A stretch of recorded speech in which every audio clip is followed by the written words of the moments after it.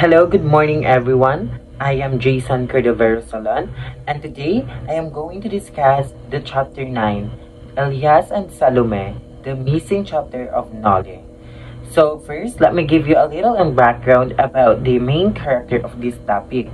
So we have Elias. Elias, he was a fugitive living in San Diego, enduring one tragedy after another. So he began working to improve society. After his life was saved by Crisostomo Ibarra, he began aiding the young man, saving him on numerous occasions. So Salome. Salome was a young girl living in San Diego and the sweetheart of Elias. With her family hailing from Mindoro, Salome made plans to return there after paying off the debts of she inherited from her deceased mother. So we have Crisostomo Ibarra. Crisostomo Ibarra, a wealthy young man of a mixed Spanish and Filipino ancestry, who have recently returned to the Philippines from Europe after spending 7 years studying abroad.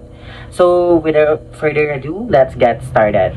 So the introduction of the chapter 9, Elias and Salome, the missing chapter.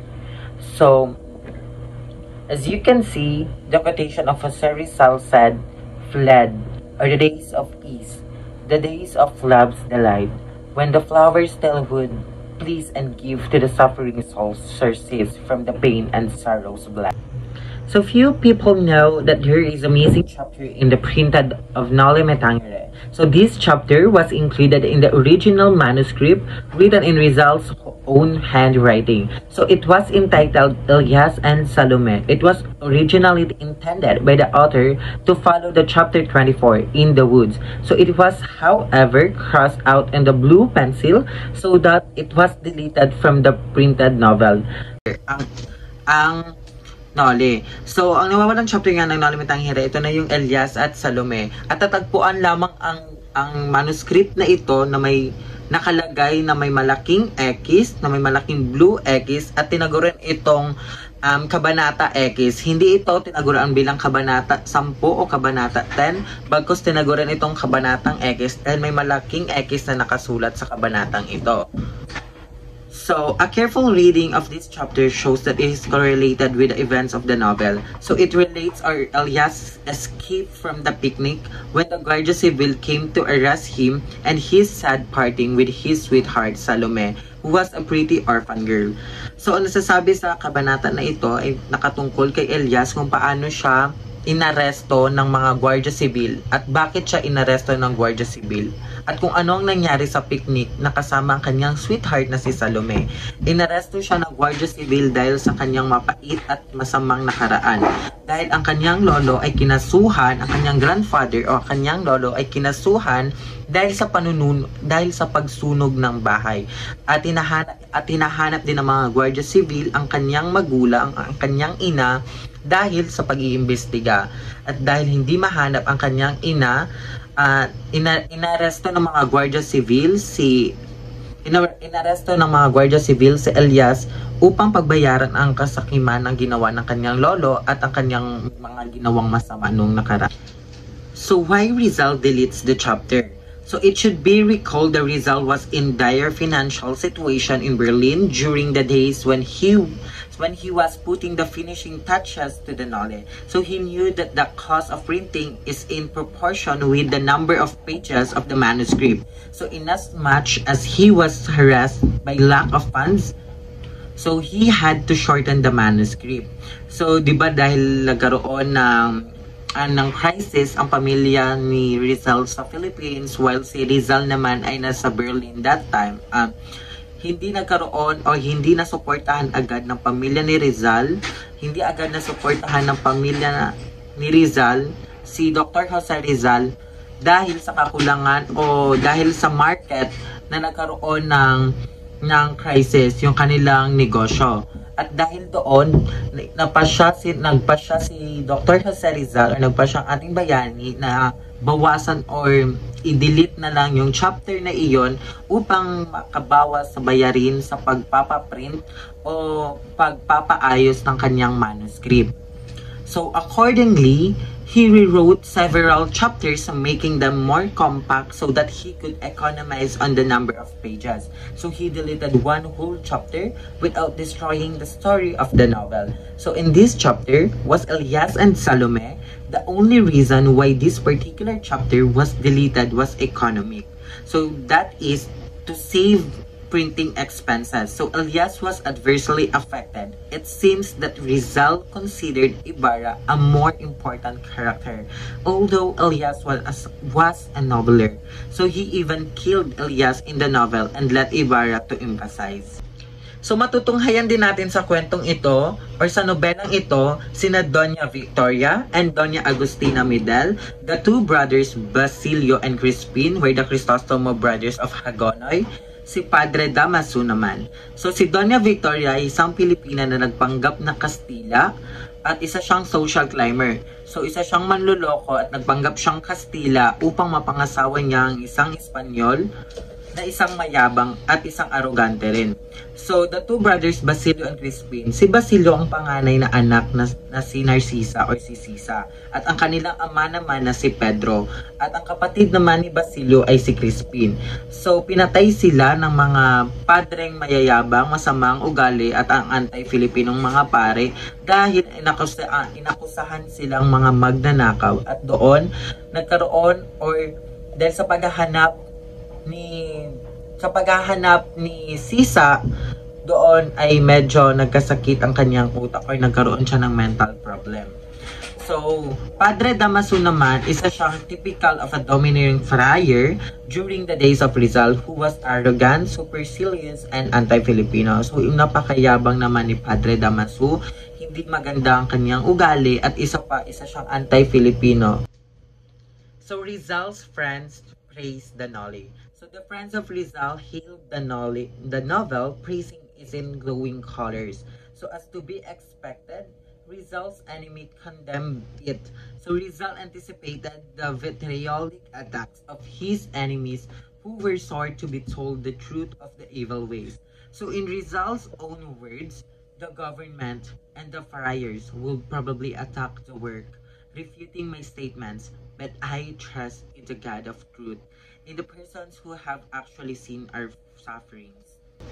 So, ito na nga, pinuri ng mga kaibigan ni Rizal ang kanyang obra o kanyang nobela. Maraming nagpuri dito dahil nagandahan sila sa kanyang gawa at higit pa sa nagandahan din sila dahil sa glowing colors na ito. At talagang maasahan naman talaga na yung mga may ayaw sa gawa ng ating bayani, yung mga enemies ng ating bayani ni Dr. Jose Rizal, hindi maasahan na galit sa kanya ang kanyang mga enemies dahil sa kanyang nagawa at dahil nasaktan siya sa katotohanan, nasaktan yung kanyang mga kaaway sa katotohanan ng mga sinabi ng ating bansang bayani. So, yung sabi niya nga na the government and the friars will probably attack the work, refuting my statements, but I trust the God. So naniniwala siya na sa kanyang ginawa ay aatakihin nga siya ng mga masasakit na salita at ibabati ko siya ng kanyang mga kaaway, pero naniniwala siya sa ating Panginoon at naniniwala rin siya sa mga taong nakakakita kung paano sila nakakaranas ng mga kahirapan noon ng pamamahala ng Espanyol. So the copies of the Noli were sent by Rizal to Blumentritt, Regidor, Hidalgo, Mariano Ponce, Graciano Lopez Jaina, Aguirre, and other friends. So more copies were created and sent to Barcelona, Madrid, and Hong Kong, and to be smuggled into the Philippines. So the copies of the Noli were sent by Rizal to Blumentritt, Regidor, Hidalgo, Mariano Ponce, Graciano Lopez Jaina, Aguirre, and other friends. So more copies were created and sent to Barcelona, Madrid, and Hong Kong, and to be smuggled into the Philippines. So the numerous congratulatory letters received by Rizal from his friends about the Noli that from Blumentritt was significant. So first of all, wrote Blumentritt, accept my cordial congratulations for your beautiful novel about costumes, which interests me extraordinarily. So your work, as we Germans say, has been written with the blood of the heart. and so the heart also speaks. I continue reading it with much interest, and I shall beg to you, ask you now and then for an explanation when I found unknown to me. For instance, the word filibustero much have certain meaning in the Philippines that I do not find in the Spanish of the Peninsular nor in that of the Spanish peoples of America. Katanggap nga ng maraming pabuya ang ating pambansang bayani na si Dr. Jose Rizal sa kanyang mga kaibigan at nagpa siya si Blumentritt na magbigay ng letter kay Dr. Jose Rizal dahil si Blumentritt ay isang matalik niyang kaibigan sa Germany. Si Blumentritt din ay isang matalik niyang kaibigan mula sa German at translate niya ang Noli Me Tangere sa kanilang lengguwahe pati na rin ang El Filibusterismo. So Rizal's life, works, and writings. Later on, however, he repented having killed Elias. He wrote, "I'm sorry, I have killed Elias instead of Crisostomo Ibarra. But when I wrote the Nole, my health was very bad and I never believed I could write the continuation and talk about revolution.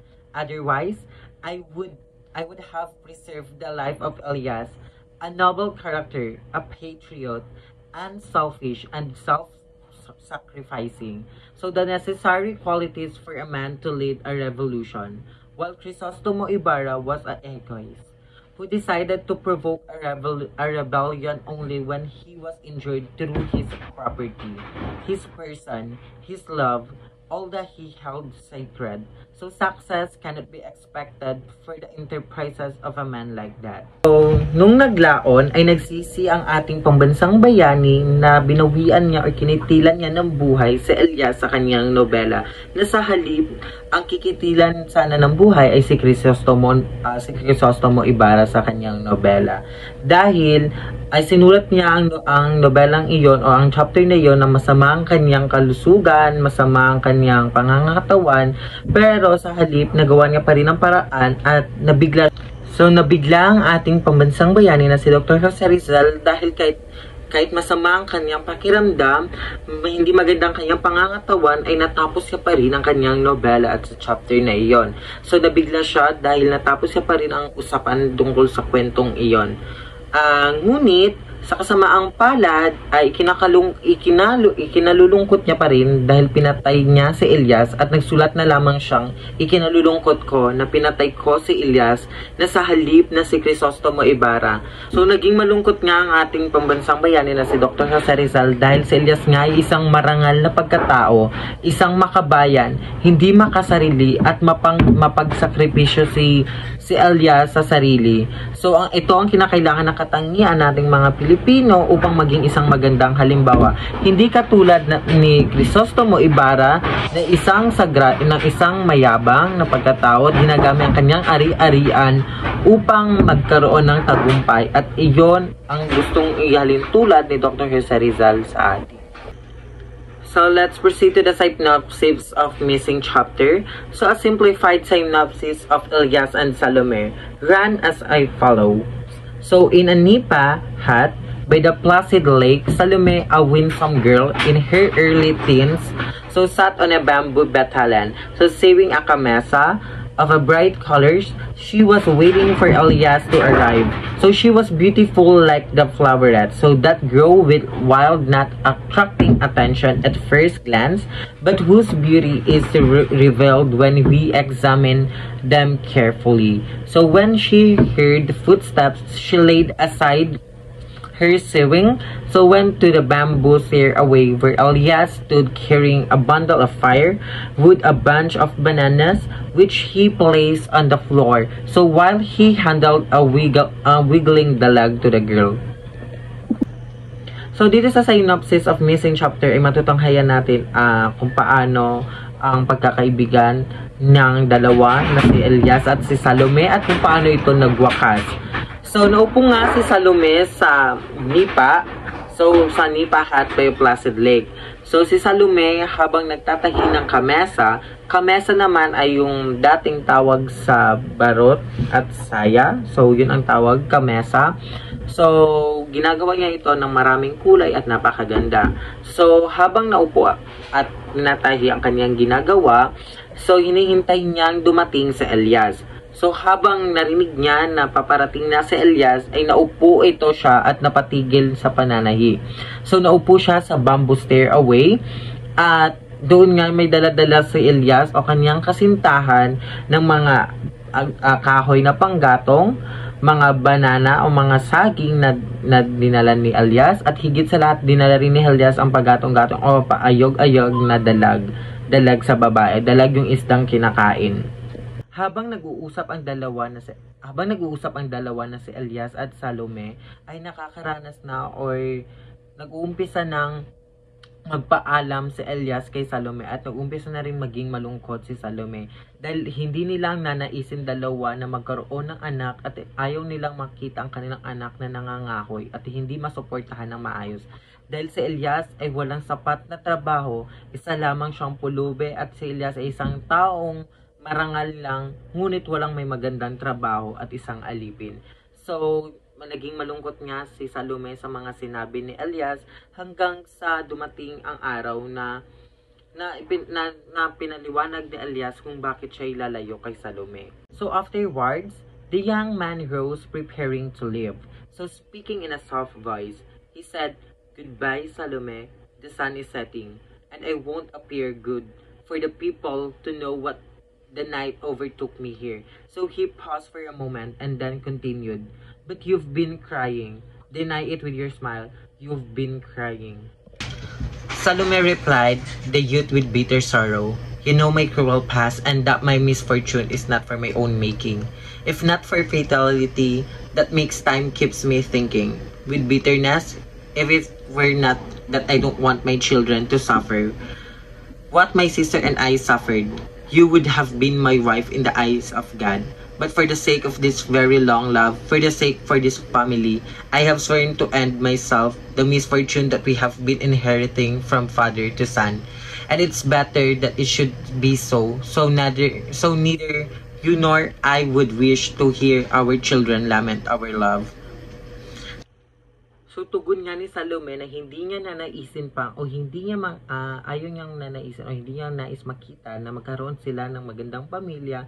Ngunit hindi maganda ang pagsasama nila dahil nga ayaw niyang makita ang kanyang anak na makatulad maghalimbawa sa kanila. Dahil sila nga ay nanggaling sa mapuot at hindi kagandang-gandang pamilya. At alam naman ng Panginoon kung gaano kamahal nilang isa't isa, ngunit hindi lamang talaga sila itinadhana.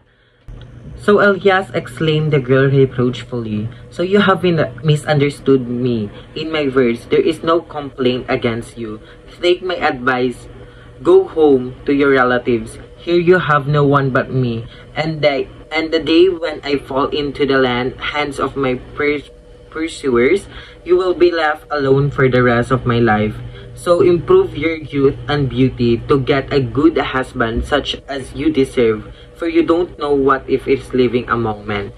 So dito nga pinayuhan nga ni Elias si Salome na baka ay hindi lamang naintindihan ni Salome ang mga winari o binigkas ni Elias, at pinayuhan niya si Salome na umuwi na lamang sa kanila sa Mindoro upang maghanap o upang mas mapabuti ang kanyang sarili at maghanap si Salome ng mas mabuting asawa na hindi katulad ni Elias at yung mga kung anong mas deserve sa kanyang lalaki.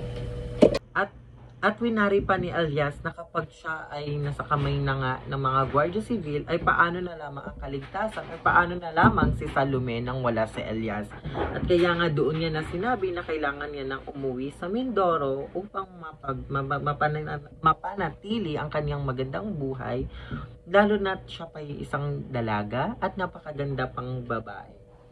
And then Elias narrated what happened earlier at the picnic. That morning, how he was saved by Ibarra from the jaws of the crocodile. So to show his gratitude, he vowed to repay the good deed done by Ibarra. So even to the extent of sacrificing his life, he explained that anywhere he would go, even in Mindoro. So the past would still be discovered sooner or later. So matutunghayan nyo nga ang ibang buod ng kwento na ito sa chapter 24 ng Noli Me Tangere. Ngunit ang pagkakaalam ko lamang sa naturing kwentong ito ay si Elias ay tinulungan niya, naging kaibigan niya si Crisostomo Ibarra dahil si Crisostomo Ibarra ay iniligtas niya si Elias sa piit ng kapahamakan na kung saan ay malapit na ngang makagat or kainin ng crocodile si Elias. Ngunit dumating si Crisostomo Ibarra upang sagipin si Elias sa pait ng kapahamakan. So, at dahil doon, nakilala nga ni Elias si Ibarra at gusto niyang magtanaw ng magandang loob o magandang kabutihan kay Ibarra at gusto niyang bayaran ito ng magandang kabutihan. Sabi nga ni Elias kay Salome na when my thoughts turn to these shores, the memory of you and of my house will appear to me together. Sleep where I have slept and dream, it will be as though I were beside you. At winari na nga ni Elias na para siyang nagpapaalam na nga talaga kay Salome. At doon, sa kanyang quotation or kanyang sinabi kay Salome na makikita mo rin ako at matutulog ka kung saan ako matutulog. Dito lang lagi ako sa tabi mo. At yun nga ang pinangako ni Elias kay Salome. Dahil nga sa magandang kabutihan na ipinakita ni Crisostomo Ibarra kay Elias, ay sinuklian na din agad ito ni Elias sa kanya. Dahil isinakripisyo ni Elias ang buhay niya at kaya nawala siya sa kwento ng Noli Me Tangere dahil siya ay pumano na at siya at katulad yung sinabi ko nung una na pinatay ni Jose Rizal sa kanyang nobela si Elias dahil si Elias ay binaril ng walang kamalay-malay habang si Crisostomo Ibarra naman ay nakatakas niya, ngunit nang tumalon ito ay dahan-dahan na siyang napagod at doon namatay. So ayon nga sa quotation na isinaad ng ating pambansang bayani na fled are the days of ease, the days of love's delight, when flowers still would please and give to the suffering souls surcease from the pain and sorrows blight. So ayon nga sa quotation na ito ni Dr. Jose Rizal, dahil sa chapter 9 ng Noli Me Tangere, isinakripisyo ni Elias ang kanyang sarili upang sa kanyang kaibigan ay makaligtas. At kahit na isinakripisyo ni Elias ang pag-iibigan nila ni Salome, mas sinatili niya maging isang inspirasyon, maging mabuting halimbawa sa ating mamamayan. At iwinika nga dito ni Dr. Jose Rizal, dahil inahalin tulad ni Elias dito ang isang bulaklak sa kanyang natatanging si Salome. Dahil nga kung tititigan natin ang isang bulaklak, ito ay hindi kaakit-akit nung una, ngunit maganda naman kapag ating tititigan. At itong bulaklak na ito ang magsisimbolo kapag tayo nasa kamatayan o nasa kaginhawaan na hindi magandang kaginhawaan, na ang bulaklak ang nagbibigay sa atin ng buhay. Yun lamang po at maraming salamat. At sana po ay marami po kayong natutunan at marami rin po kayong naunawaan sa aking ipinahayag. Hanggang sa muli, maraming salamat.